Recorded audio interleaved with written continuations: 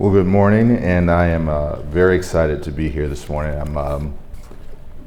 I learned a lot about what you do, and it reminded me that without your efforts, the work that we do really can really crumble and blow away, because you've managed the facilities that we work so hard to bring to the city of Atlanta. And so we're excited about sharing with you what our efforts entail, how it impacts you, what we think we can do collaboratively together to continue the work that you do to make our city the most economically diverse and attractive city in the United States of America. So we want to have an engaging morning together. I'm looking forward to the Q&A that we'll have after my presentation, because I'm sure there's something you're going to ask me that I have never thought of, that I hope that we can bring back to our organization and see if we can get an answer to. So I'm excited about that. Before we get started in the presentation, one of the things that I recognized when I moved to Atlanta, this is my second run in the state of Georgia. I was a president of the Athens Chamber of Commerce in Athens, Georgia, for about 3 years. And one of the things that I took for granted when I lived in Georgia was just what Atlanta is and what it means to those of us who live here. I don't think we really understand, as Atlantans and as citizens of this region, what a jewel of a place we live in. And so I brought that perspective to Invest Atlanta when I started last January. And so we started thinking about, how do we display, how do we excite those of us who live here? Because if you turn on the news every day, and we talked about this at our table, you turn on the news every day, you would think the first 15 minutes that we were in downtown Baghdad, you know? And so I kind of got worn out with that. So I thought, well, let's think about a way to show our citizens just what a jewel of a place we live in.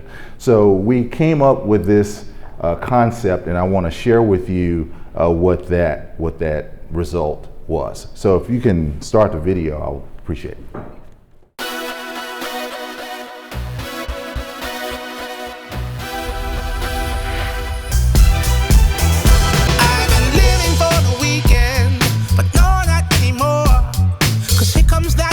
Feeling that Friday is famous for.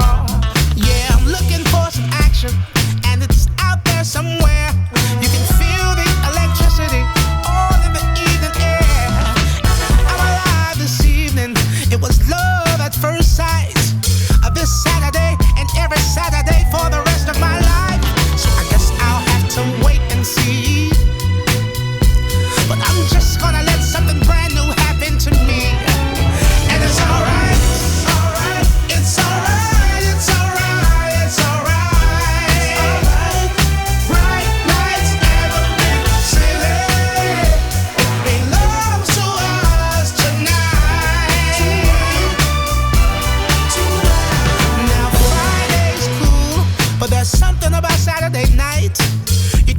What you won't do, 'cause you know that you're just mine. So I'll never have to wonder if I'll have someone to share all of this with.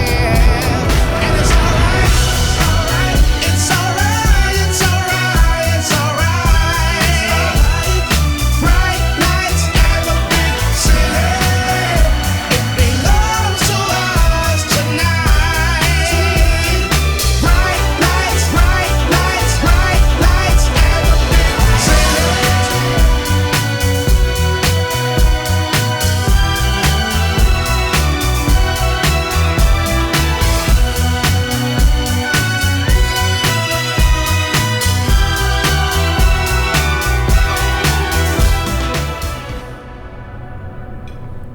That's where we live.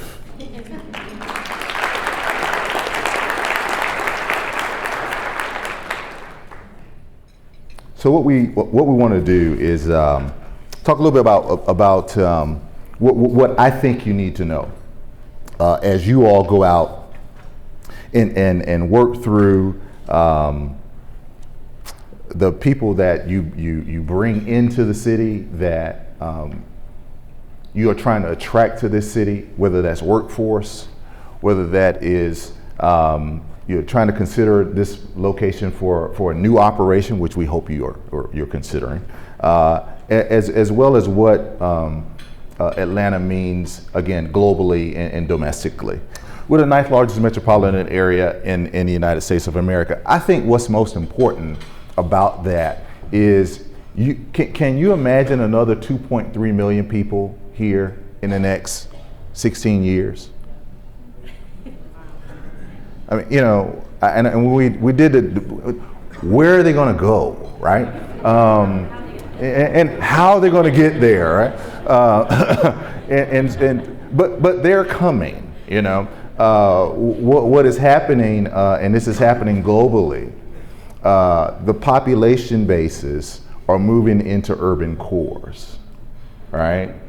80% of the jobs in the world are within an urban core. So people go where the jobs are. The job so happens to be in the urban core, so naturally you would think that there are going to be an additional amount of people that kind of come into the urban core. So yes, we have this question about where are all these people going to go, how are they going to get there? Do we have the infrastructure to manage them? Do we have the facilities to, and how are we going to place them in the facilities that we build and design? Those are critical questions that need to be addressed every day, right? We have a young population, and I'm excited about that. Not that I'm a young guy anymore, but the fact of the matter is that we also are a smart region. Half of our population have bachelor's degrees or higher, which gives us a competitive advantage over other regions around the United States and around the world, quite frankly. We have these cultural assets, and we also are a globally significant city, not to mention the airport, because we'll get to that. But when the world says you're important, you're important. We have infrastructure to support that. We have 60 binational and honorary consulates here in Atlanta. You know, any country in the world that means anything has some representation here in Atlanta. You need to get a passport to go to Brazil, you don't have to send it to Houston. You can go down to the office in Buckhead, they'll stamp you in, and you can go to Brazil, no problem. So we have 60 of those kind of consular relationships here in Atlanta. We have 48 binational chambers of commerce here in Atlanta.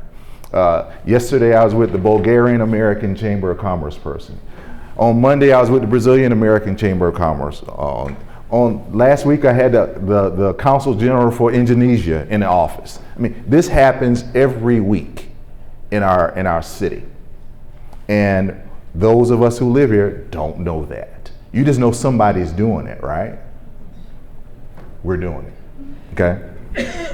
Now, our airport. The single most powerful piece of infrastructure we have in this region is the Hartsfield-Jackson International Airport. The single most powerful. Not Interstate 85, not MARTA, not the Greyhound bus terminal, none of that. It's the airport.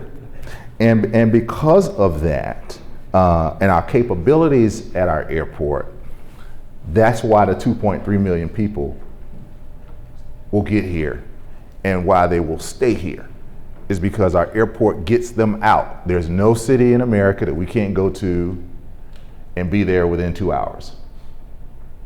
80% of the population base in the United States of America we can be in nonstop because of our airport, 80%. The port, you might have heard our mayor, Mayor Kasim Reed, talk about why, you're going, what is it the mayor of Atlanta have to, why is he so interested in what happens at the Port of Savannah? Well, I'll tell you why. Atlanta has been, Atlanta will continue to be the center for regional and global logistics. And actually we want to grow that. That's one of our targeted industry clusters in the city of Atlanta. Well, there's a couple of significant things that are going on in the world that are going to impact the Port of Savannah and thusly impact the city of Atlanta.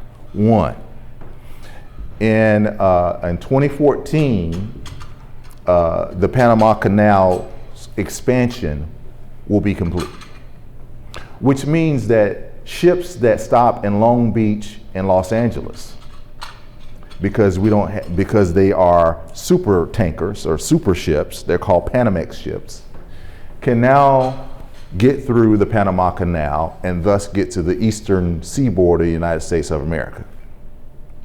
Instead of the stopping in Los Angeles, offload the goods, get it on a train or a truck, and drive it across.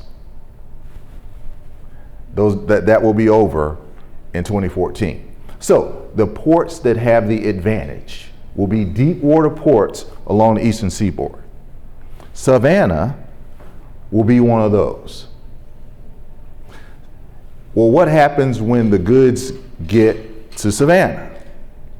Well, guess where the train tracks run? To Atlanta, all right? And then who has the baddest swinging airport on the planet? Atlanta. So it makes some sense for our mayor to promote the expansion of the Port of Savannah. So it's not all altruistic, okay? There's a business case to be made, and it makes sense for us.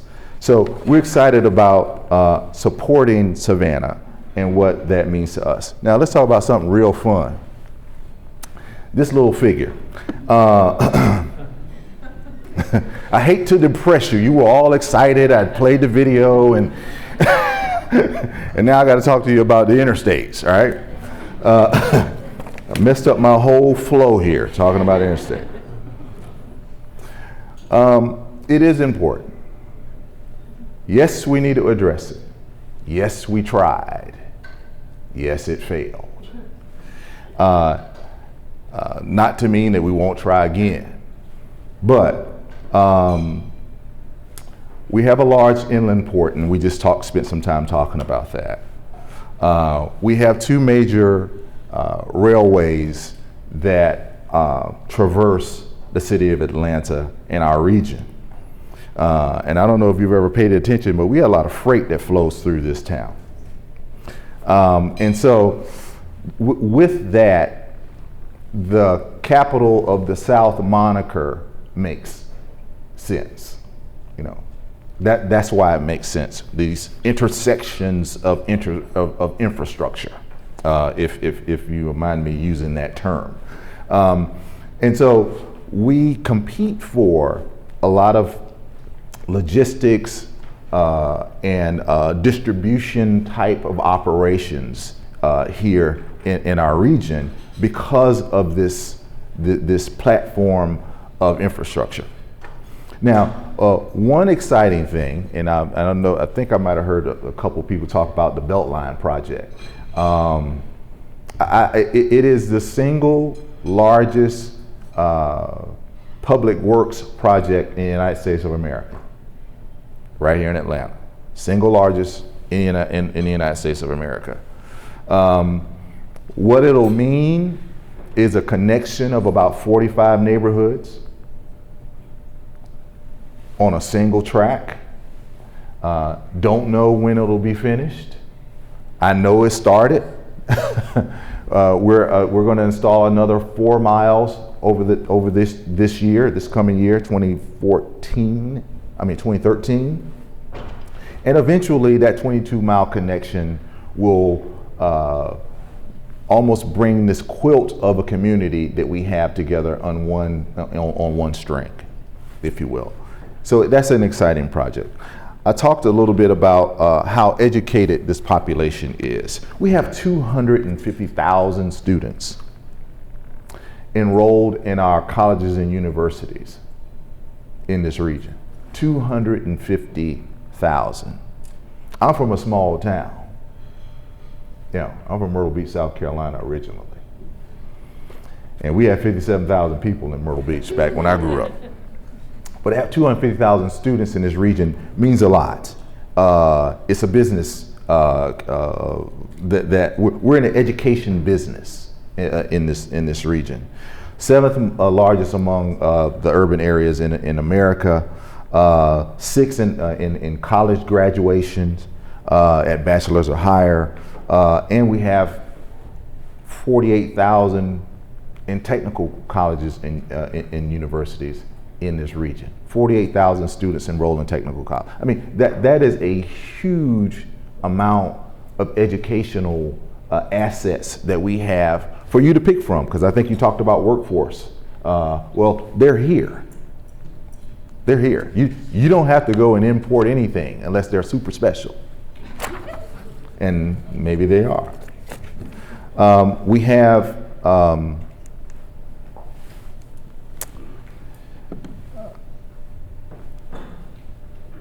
this is how I know Atlanta.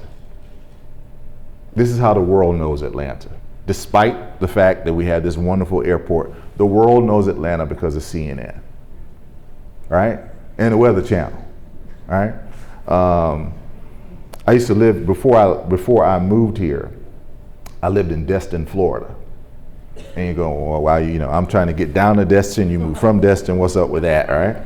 But one of the things that they told me when I moved there was that if Jim Cantore shows up in your town, it's never to deliver good news, right? So everybody's always on the lookout for Jim Cantore when you live on the coast in the Gulf of Mexico, as I did for a couple years. But we're a large TV market, 8th largest in the United States. We're a transmission hub. We're in the IT business in that regard. And we're also moving into a space very quietly, but very methodically. We're in the movie business, y'all. And, it's not too often that I go to the Whole Foods up in Buckhead and run into some movie star, getting food that I've never heard of before. But that happens quite often, and it's going to happen more and more. I have a stack of proposals on my desk about yay thick for people wanting to build movie studios in Atlanta. And you're going, why? Why Atlanta and not New Orleans? Why Atlanta and not Miami? Well, the reason is we have a strong crew base here in Atlanta. Well, what's the crew? Well, grips, best boys, lighting, camera crews, all that. They are stationed here. And so when the movie studio decides they want to shoot on location, they don't have to import all those guys from Los Angeles, which costs what? So instead of doing, they just move the key essential pieces to Atlanta.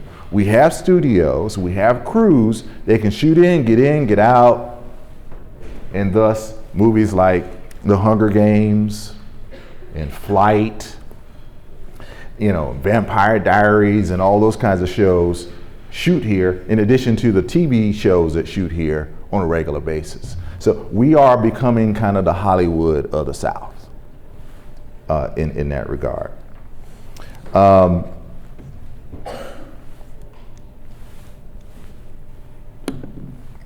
I think my video showed this well, all right?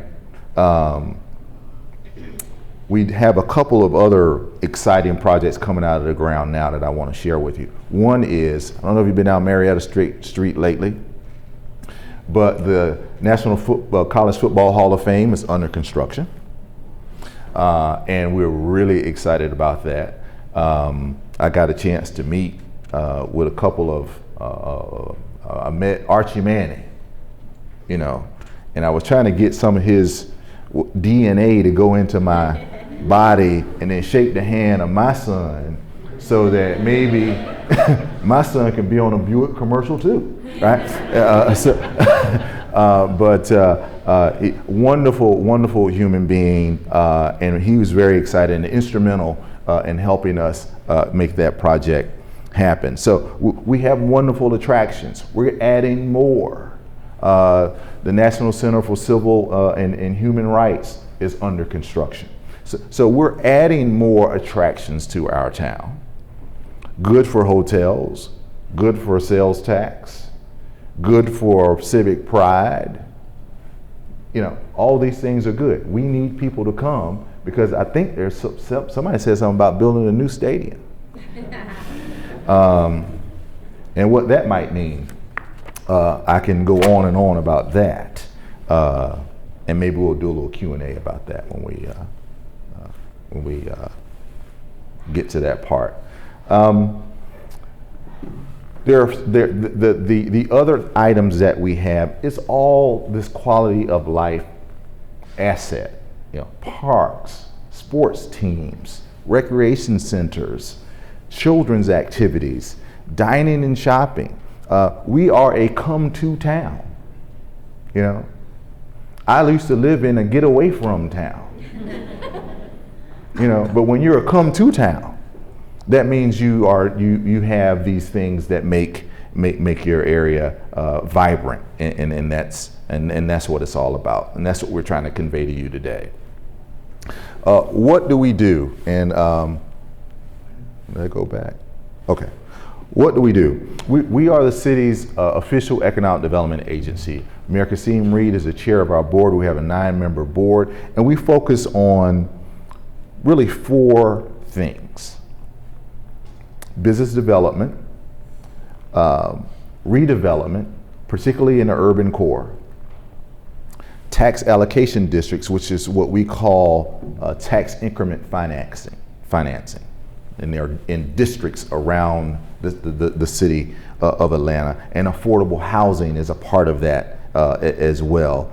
And then transformative initiatives. The Atlanta Beltline is one of our subsidiary companies at Invest Atlanta, and the Fort McPherson redevelopment is one of our subsidiary organizations, which we're very excited about, and what that may mean to the city of Atlanta. Again, another unique asset that we have to redevelop. So we're focused on bringing all of those dimensions of economic development under one roof. And we outflow our expertise to try to drive and make success out of these areas listed on this slide. We are a city with resources, and this is something that I also want to talk to you about after we get into some Q&A about the resources that we have available to help your companies and organizations grow and prosper. Loan funds, bond programs, tax credits, both state and city tax credits to help your companies grow and prosper. Permitting assistance, something that I know you all are very excited and get interested in, about getting permits. And we heard that there were some issues with that in terms of customer service focused permitting. I see some heads going, yeah, we've gone down that road with you guys before. We'll talk about that.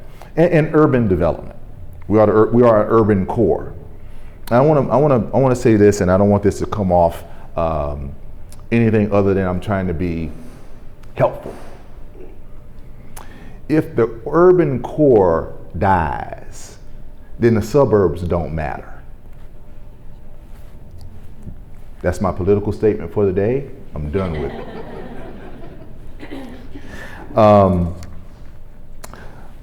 We also have worker training programs available to you.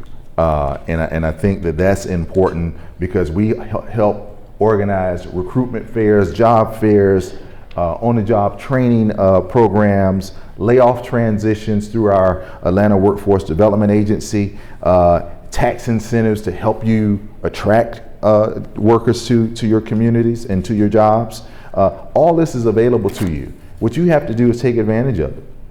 And that's the point that we're trying to make.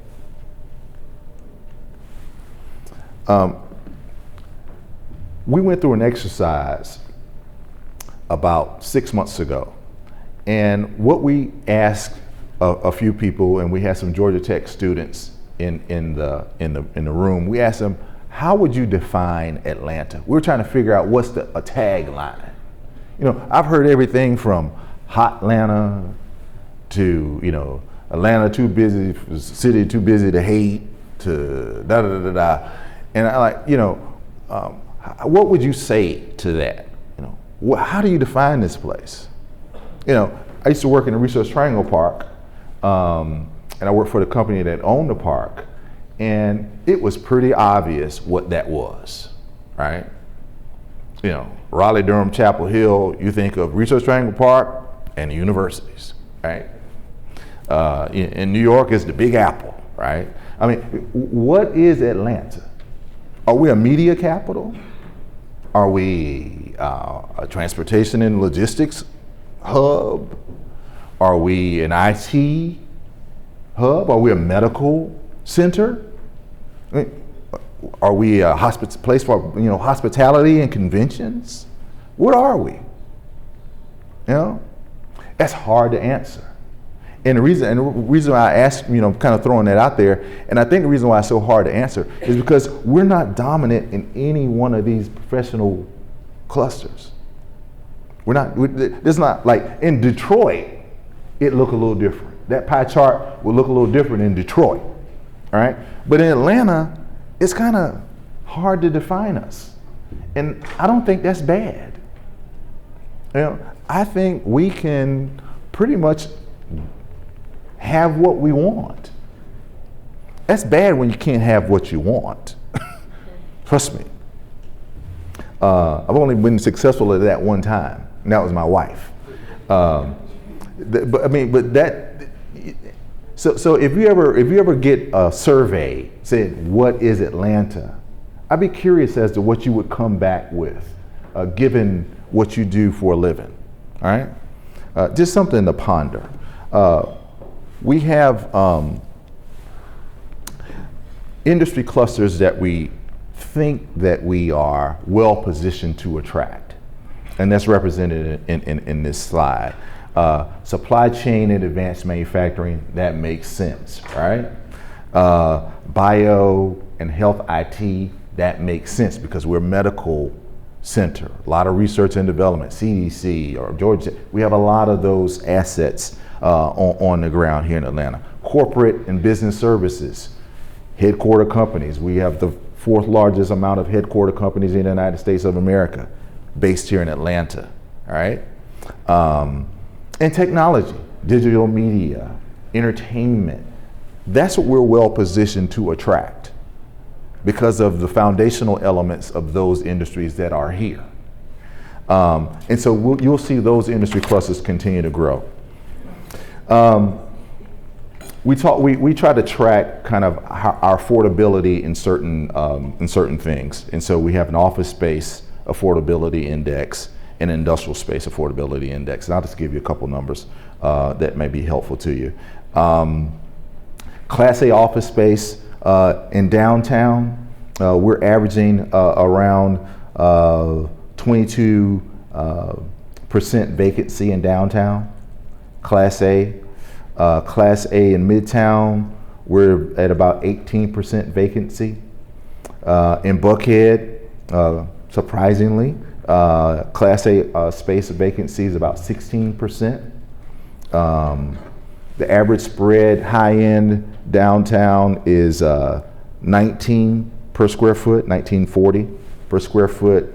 Class A in Buckhead's about 25, almost 26 per square foot. That kind of is not shocking to you, right? Industrial space, for those of you all in the industrial side of the equation, flex space in Atlanta Central industrial area is about 6.5% vacancy for flex. Chattahoochee industrial, about 8.5% for flex space. And so I thought I'd share that with you because I know that that's some things that you all may be interested in learning about. in that regard. There's one other thing I want to talk to you about. Sustainability is important to the city of Atlanta and to what we do. We just started what we call Clean Energy Atlanta, and I have a little description of what that is.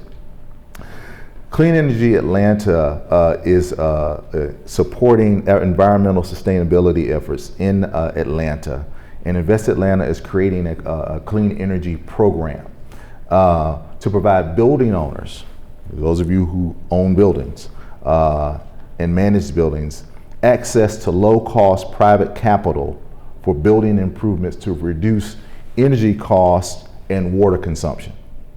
Energy costs and water consumption. It's a $200 million private funding tool that we have for financing these improvements. The benefits are, quite frankly, financing to help property owners and tenants save money on your energy bills. It will generate 3,000 construction jobs, which we're excited about. If the property is sold, the repayment transfers to the new owner. Okay, so if it's sold, transfer to the new owner. And it's 100% privately financed, no cost to the city. So this isn't your tax dollars doing it, okay? And the location's eligibility requirements, the property must be located inside a pilot program district, and I have a map that I'll put out, it's on our website. And the property must be in a commercial or multifamily building. So apartments can qualify, multifamily apartments can qualify for this program. And the minimum loan size is $5,000. All right, pretty exciting project.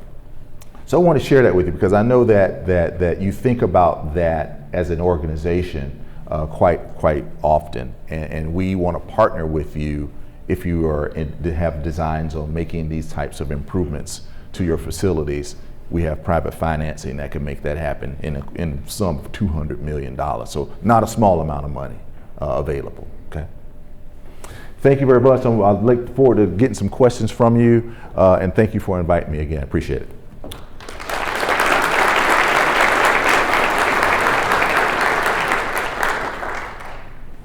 Yes, sir. What are your thoughts on the new proposed stadium?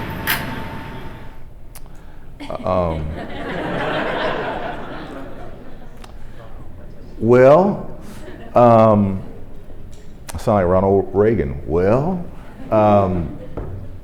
I think for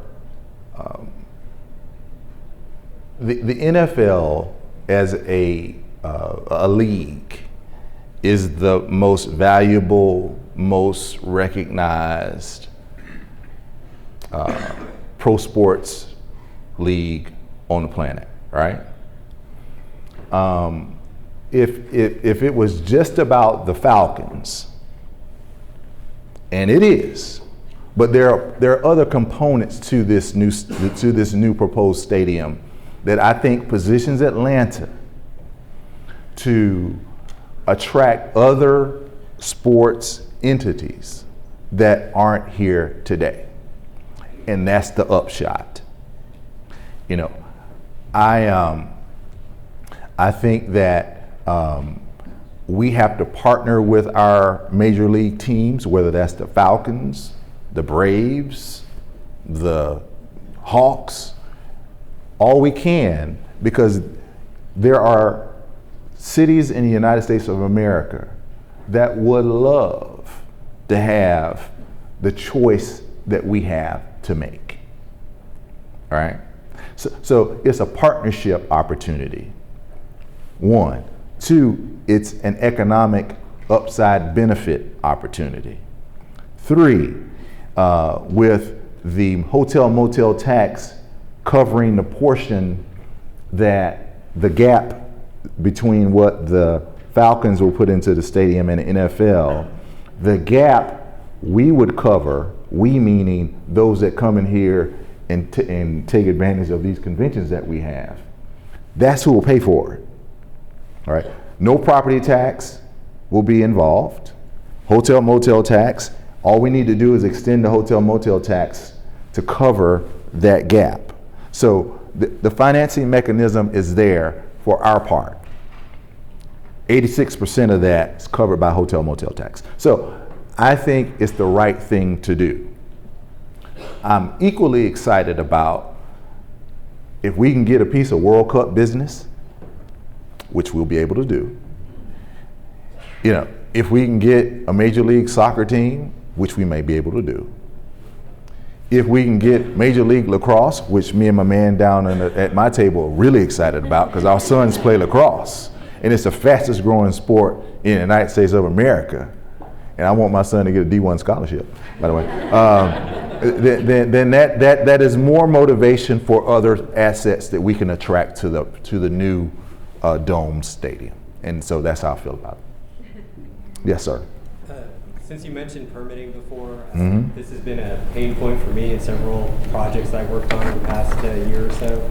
So if you could talk about what you guys are doing to kind of help that become a smoother process for companies like yours. First of all, our mayor has made an extraordinary effort to try to deal with that. I think that there had to be a cultural change at City Hall in terms of their mentality about who's the customer and who's the servicer, right? Like you know, like you're not doing me like when I show up at City Hall and I come talk to you, I'm not like doing you a favor, you know. You're supposed to be doing me a favor, right? So we had to change the mentality of the people who respond to you as a customer, and that's it's like parallel parking a cruise ship, right? It's slow, right? But I think we're getting there, and the mayor has brought in a new person who's and created a kind of a new department of customer service to help with this whole permitting challenge. Now there are some policy issues associated with that we still have to work through. But at the very minimum, you can be nice. You know, that doesn't cost anything to be nice. So and that's some of that is just that. You know, you go in there, you think, well, you know, I didn't step on your pinky toe. You know, so and that whole thing changed how we had to. That's why I said it's a mental issue. But I think you'll see a lot more of that because the mayor's put an emphasis on that. We're not there yet, I understand that, but I think it's a lot better than it used to be. Yes, sir. Well, this sort of goes on, I think in Atlanta, the media in general is always very negative here. There was a stadium a few weeks ago, A.J. Robinson, that was one of the best articles in the Business Times, a Wahoo Stadium. Last summer, the New York Times had the best article about transportation and analyzing the whole situation. So what do y'all do about making our media, you know, including making City Hall work better? How do you get that out to the population so they have more confidence and understand the situation? Well, you know, obviously it's a big challenge for a town that I don't think we do the best job at cheerleading for ourselves, quite frankly. I'm surprised at that. I've lived all over the country and I can't believe, I mean, Atlanta has an embarrassment of riches and we tend to be a little complacent. I mean, I could say that now. I've been here a year, and complacency kind of reigns supreme in Atlanta in certain pockets, and I think the media helps with that because when all you hear is negative, what do you want to cheerlead about, right? So I think all we can do is to counterpunch those negative stories, by talking about the positive stories. And I think that ultimately positive stories will always win out. Negative stories sell, but positive stories always will win out. So our civic pride has to kick in at some point. Because if it doesn't, then we get into this why AJ had to write the article he had to write, because of the T-Splosh thing, all right?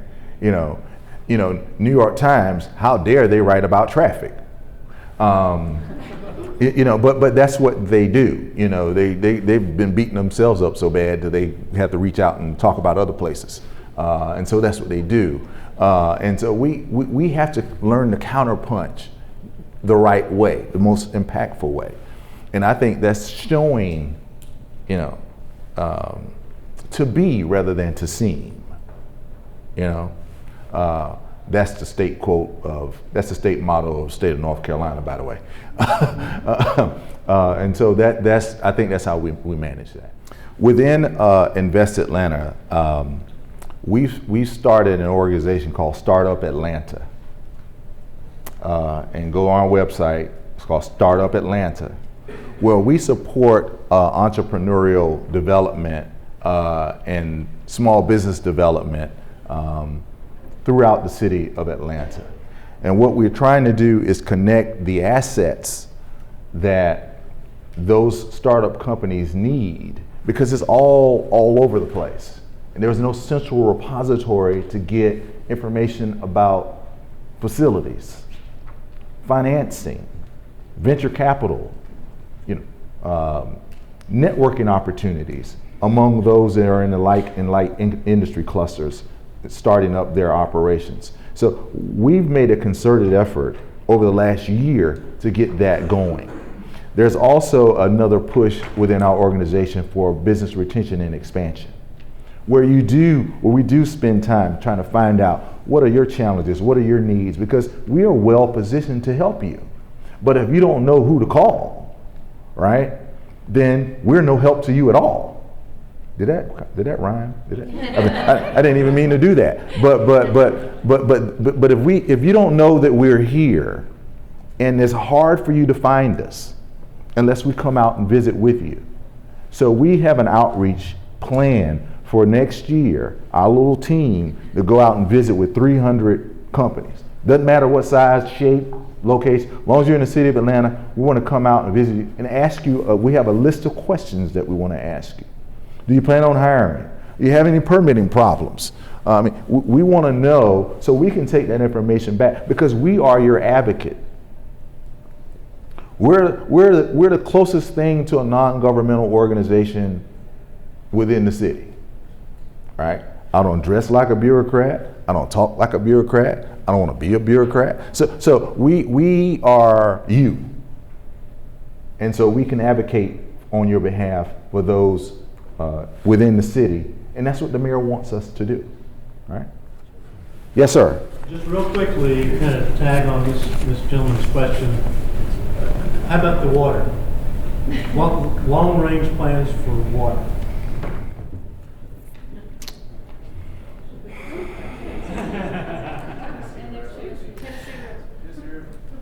Annex Tennessee River. No. I'm being that is a proposition, by the way. I think you all read about that. I think